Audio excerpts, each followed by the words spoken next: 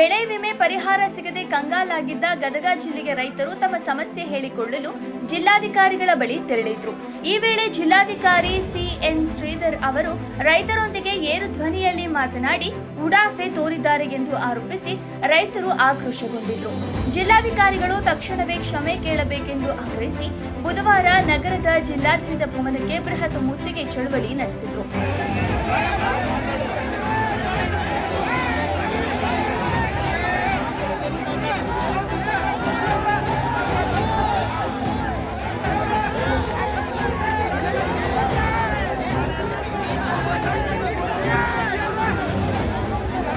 ರೈತರು ಕಚೇರಿಯೊಳಗೆ ಪ್ರವೇಶಿಸಿದಂತೆ ಪೊಲೀಸರು ಗೇಟ್ ಬಂದ್ ಮಾಡಿದಾಗ ಪರಿಸ್ಥಿತಿ ಮತ್ತಷ್ಟು ಕಾವೇರಿತು.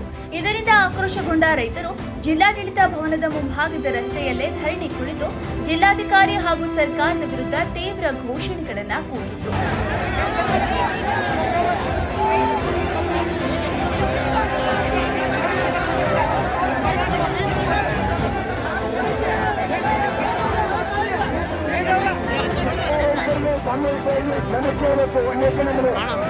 ಪರಿಸ್ಥಿತಿ ಕೈ ಮೀರುತ್ತಿದ್ದಂತೆ ಬಿಗಿ ಪೊಲೀಸ್ ಭದ್ರತೆಯಲ್ಲಿ ಸ್ಥಳಕ್ಕೆ ಆಗಮಿಸಿದ ಜಿಲ್ಲಾಧಿಕಾರಿ ಸಿಎನ್ ಶ್ರೀಧರ್ ಪ್ರತಿಭಟನಾ ನಿರತರ ರೈತರ ಅಹವಾಲುಗಳನ್ನು ಆಲಿಸಿದರು. ಅಲ್ಲದೆ ಬೆಳೆ ವಿಮೆ ಪರಿಹಾರ ವಿತರಣೆಗೆ ತಕ್ಷಣವೇ ಸೂಕ್ತ ಕ್ರಮ ವಹಿಸುವುದಾಗಿ ಭರವಸೆ ನೀಡಿದರು. ರೈತರೊಂದಿಗೆ ಮಾತನಾಡುವಾಗ ಏರು ಧ್ವನಿಯಲ್ಲಿ ಮಾತನಾಡಿದ್ದಕ್ಕೆ ಮನಪೂರ್ವಕವಾಗಿ ಕ್ಷಮೆಯಾಚಿಸುತ್ತೇನೆ ಎಂದು ನಿಮ್ಮ ಬೆಳೆ ವಿಮೆ ಪರಿಹಾರಕ್ಕೆ ಶೀಘ್ರವೇ ಕ್ರಮ ಕೈಗೊಳ್ಳಲಾಗುವುದು.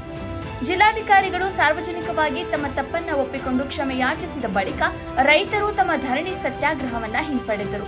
ವರದಿ ಗಾಳೆಪ್ಪ ಹೆಚ್ ಹರಿಜನ, ಗದಗ.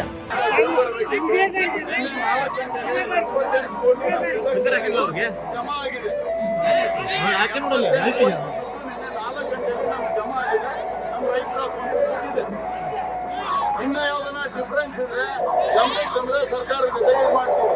ಇವತ್ತು ಬೆಳಗ್ಗೆ ಉಳ್ಕೋಟಿಯವ್ರು ಬಂದ್ರು, ನಮ್ಮ ಹೋಬಳಿಗೆ ಕಮ್ಮಿ ಬಂದಿದೆ, ನಮ್ದು ನೀರು ಜಾಸ್ತಿ ಅಂತ ತೋರಿಸಿದ್ರೆ ಸರ್ಕಾರಕ್ಕೆ ಮಾತಾಡ್ತೀವಿ, ಸರ್ಕಾರ ಕಳಿಸ್ತೀವಿ. ಇನ್ಯಾರ್ದನ ಇದ್ರು ಅದು ಬಂದ್ರೆ ನಾವು ಕಳಿಸ್ಕೊಡ್ತೀವಿ. 78 ಕೋಟಿ ನಿನ್ನೆ 4 ಗಂಟೆಗೆ ಬಂದಿದೆ. ಮತ್ತೆ ನೀರು ಜಲ್ ಜೀವನ್ ಮಿಷನ್ ಅಲ್ಲಿ ನೀರು ಬರ್ತಿಲ್ಲ ಅಂದ್ರೆ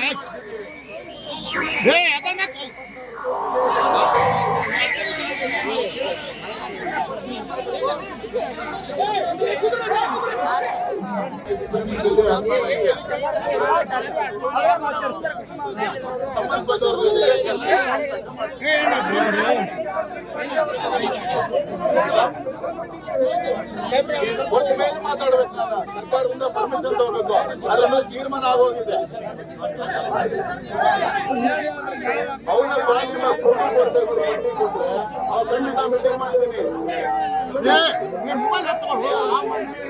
ತೀರ್ಮಾನ ಆಗಿದೆ. 26 ಜಲ್ಜೀವನ್ ಬರಲಿಲ್ಲ ಅವರು, ಜಲ್ಜೀವನ್ ಓಡಿಸಿದ್ದೀನಿ. ಕೆಲಸ ಮಾಡಿಸ್ಬೇಕಂದ್ರು ಮಾಡಿಸ್ಬಿಟ್ಟು. ಆದ್ರಿಂದ ಅದರಲ್ಲಿದ್ದವು ಆಗಿದ್ದಾವೆ. ಇನ್ನೂ ಏನೇನಿದೆ